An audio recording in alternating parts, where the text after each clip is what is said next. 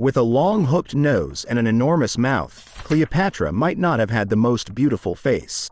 However, her body was very attractive. She knew how to dress sexy and she was a master of makeup. But her love and intimate life was so filthy. Theories about Cleopatra's lovers and her sexual proclivities abound. She was married to her brothers, bedded at least 2 powerful Roman men, and may have fashioned a vibrator using bees. The history of Cleopatra's intimate life is both in keeping with the Egyptian sexual mores of her time and potentially taboo by modern standards.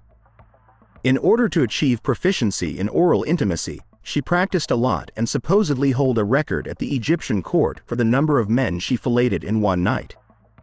It was 100 men, in case you wondered how many. Was she the beautiful temptress she was made out to be? Did she dominate the men in her life? Facts about Cleopatra's intimate life remind you how she used sexuality for power and did it pretty well. She got what she wanted, indicating she was as intelligent and charming as she was sexy. In our video today, we will explore the crazy intimate life of Cleopatra. Cleopatra may have pleasured herself with bees. According to legend, Cleopatra fashioned a vibrating device for self-pleasure by putting angry bees into a hollowed-out gourd. In other versions of the story, Cleopatra sat on top of a papyrus box of angry bees. If true, she's not the only Egyptian to bring animals into the bedroom. There were accounts of men engaging with cattle, women doing the same with dogs, and Egyptians successfully figuring out how to do the deed with crocodiles. Crocodiles could also help prevent pregnancy. The animal's dung was a common contraceptive. Cleopatra was supposedly skilled in a certain form of lovemaking. Although she was not a special beauty, Egyptian Queen Cleopatra over the centuries is considered one of the most attractive women of all time. She was gentle and had a beautiful body, and she seduced men using special perfumes brought from Eastern countries. She had a sleek neck, long black hair, and full lips. In short, she was a woman because of whom men, if their love was not returned, were ready to kill themselves. To such epithets, another is added: an insight into secret love skills. From the age of 12, when she had her first lover, she used intimacy as a source of pleasure, but also of power. She is said to have built a temple in which 12 boys, slaves, fed her with various aphrodisiacs. With them she practiced the intimate secrets she learned from the prostitutes in Alexandria every day. Cleopatra was known as Marichain by the Greeks, a term that literally translates to "she who gapes wide for 10,000 men."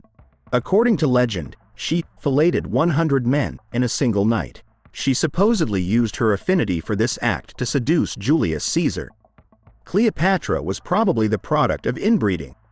Cleopatra was the daughter of King Ptolemy XII Auletes, a Macedonian who became the king of Egypt in 80 BCE.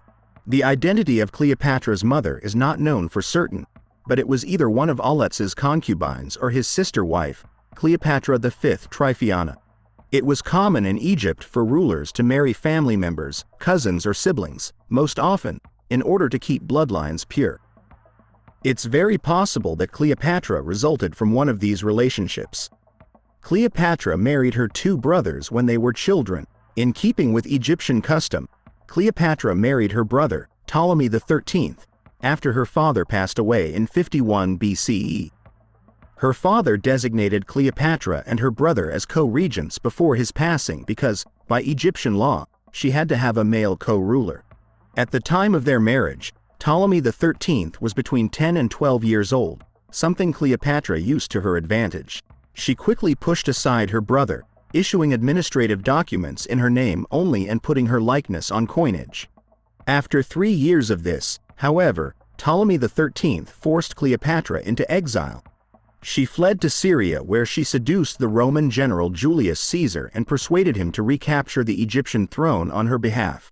Ptolemy XIII fled and later perished. When Cleopatra returned to Egypt, she married her other young brother, Ptolemy XIV. Somewhere between 11 and 13 years old at the time, Ptolemy XIV and Cleopatra co-ruled until Ptolemy perished in 44 BCE. After that, Cleopatra co-ruled with her son by Julius Caesar, Caesarion. Cleopatra organized filthy parties that lasted for days. Cleopatra supposedly arranged weeks-long sexually charged parties with her lover Mark Antony. They founded a group known as the Inimitable Livers, or the Society of Inimitable Livers, who lived the good life and, according to historians, engaged in endless debauchery and folly. They feasted, played games, and partied on the outskirts of Alexandria, most likely a cult dedicated to the god Dionysus. They often staged lewd theatricals, in which people danced while wearing the birthdate suit while drinking to excess. She tried to seduce Herod of Judea, and it almost got her killed. Cleopatra and Mark Antony, her Roman lover, parted ways for a time while the latter fought in Armenia. Cleopatra made her way to Judea, where Herod the Great, a client king of Rome, already resented her because Antony had given Cleopatra much of his land. This didn't stop her from having a criminal conversation with Herod.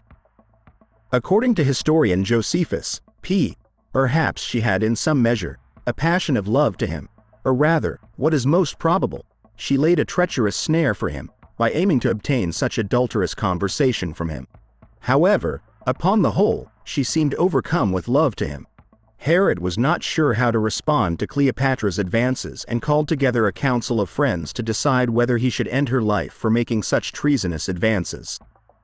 The council talked him out of it, saying Antony would retaliate.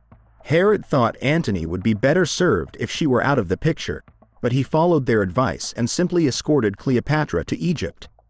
Cleopatra had Mark Antony wrapped around her finger.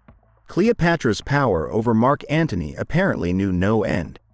The two began their affair in 40 BCE, a year after forming a political alliance. Either way, Antony resided in Alexandria with Cleopatra for a time before returning to Rome. He married Octavia, sister to the Roman Emperor Octavian, then returned to Egypt where Cleopatra had given birth to their 2 children. The pair went on to have a total of 3 children together. As the relationship continued, Octavian and Antony barely managed to keep peace between them as they vied for power in the Roman Empire. The debauched life Antony and Cleopatra were said to be leading, combined with the slight to Octavia, drove Octavian to declare war against Cleopatra and strip Antony of his powers in 32 BCE. Accounts differ widely on Cleopatra's beauty. Roman historians describe Cleopatra as a woman who was haughty and astonishingly proud in the matter of beauty, and having the beauty of the damsel, but there are mixed accounts of how much of that beauty was real, and how much was propaganda. Based on the coinage with Cleopatra's profile on it, she had a large nose and chin. It's possible she wanted herself to be presented in a form that displayed power rather than beauty. Even if she wasn't the bombshell Hollywood would have us believe, she certainly had the charm, intellect, and cunning to use her sexuality effectively. If she was unattractive, it's quite likely that her contemporaries would have said as much.